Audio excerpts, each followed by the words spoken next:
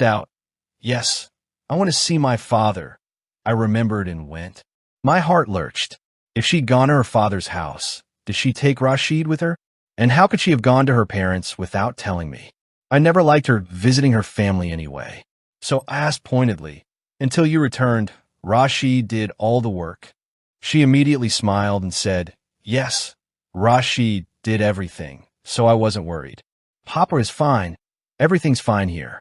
He even asked about your well-being and said he's glad he accepted our marriage. Now everything is sorted. Don't worry about me. Everything's good here. I'm tired now and want to sleep." With that, she hung up.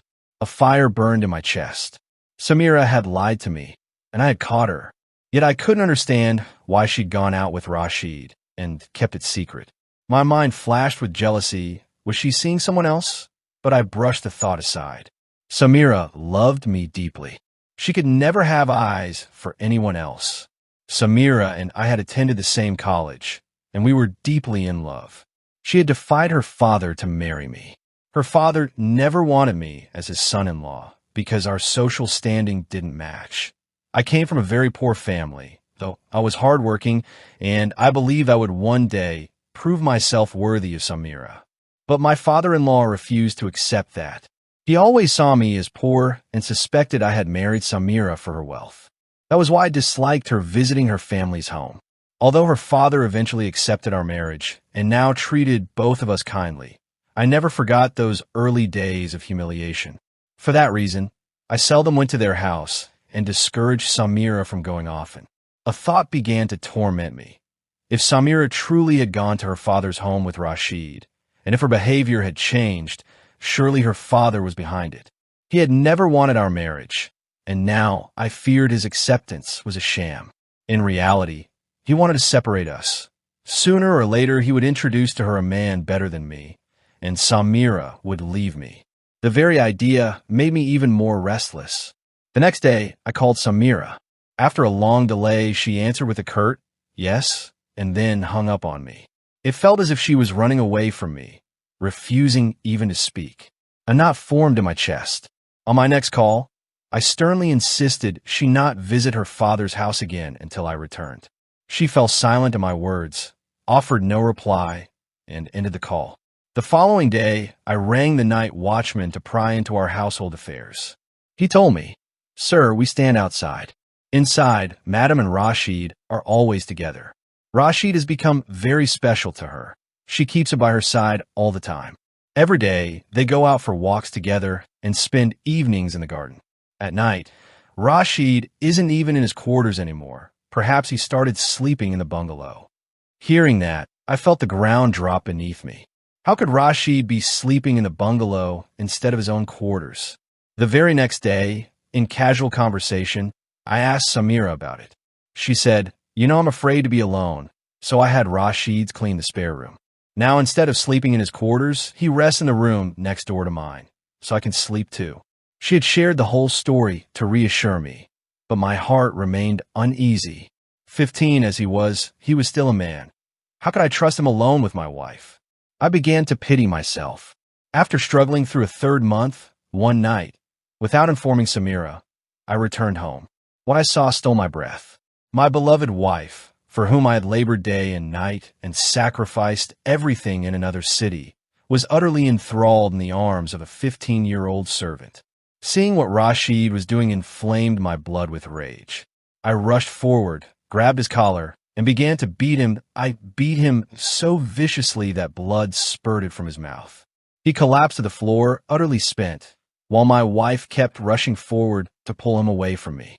Finally, Samira shoved me back and cried, "You've lost your mind, Khalid. Why are you hitting him?" I stared at her with hatred. "I want to end your life myself, strangle you with my own hands, but I won't even touch your unclean self. Get out of my house right now.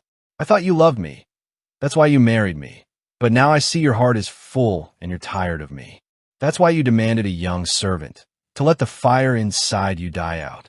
I spat. "I understand perfectly. You cannot live with me any longer.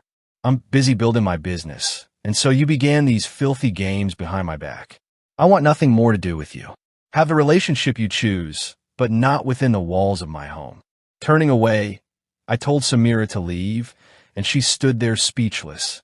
She rushed forward, gripped my arm, and begged, "What are you saying, Khalid? Why are you throwing me out? I love you. You must have some misunderstanding. Please, let me explain. Just listen to me." But I stopped her with a violent shove. She fell hard to the floor, bursting into tears. She must have been hurt, but I paid her no mind. I turned to Rashid and hissed, "You ungrateful wretch.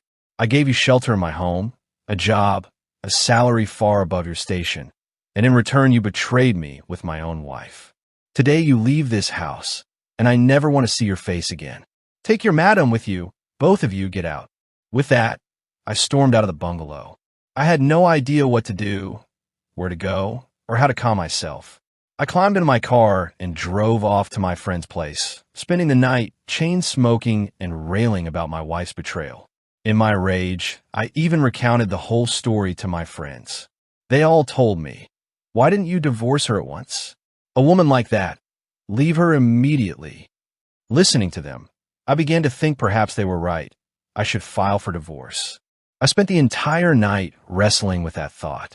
By morning, my fury had eased a little, and I returned to the bungalow, only to find that neither Samira nor Rashid was there.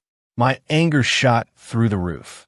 Of course, they were in league together and had fled the house. I began smashing everything in my room. Furniture, glass, pictures. Hours passed in that blind rage. Then my phone rang. It was my father-in-law. Seeing his number rekindled the fire inside me. I answered in a voice like ice, "Keep your daughter with you. Marry her to whichever rich boy you choose. I have no need for a woman of her depravity." He replied, "I never wanted to leave my daughter with a man like you, one who abused her so terribly. She's pregnant, and you shoved her so hard she was injured.